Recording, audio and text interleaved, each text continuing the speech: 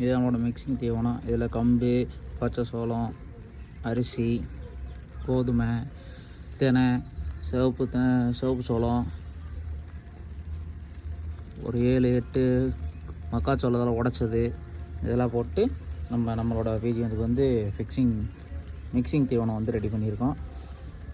இது நல்லா ஒரு 5 நிமிஷம் 10 நிமிஷம் நல்லா மிக்ஸ் பண்ணிட்டோம் அப்படின்னா எல்லா ஃபுட்டும் ஒரே மாதிரி எல்லா பிஜிஎம்ஸுக்கும் கிடைக்கும். இல்லைன்னா ஒரு சிலது நல்லா மிக்ஸ் ஆகலைன்னா மிக்சிங் ஃபுட் கரெக்டாக இருக்காது, எல்லா நியூட்ரியன்ஸும் கரெக்டாக பிஜிஎம்ஸுக்கு கிடைக்காது. ஸோ அதனால் இதை நல்லா மிக்ஸ் பண்ணிட்டோம் அப்படின்னா ஒரு 1 மந்த் வரைக்கும் நமக்கு வரும்.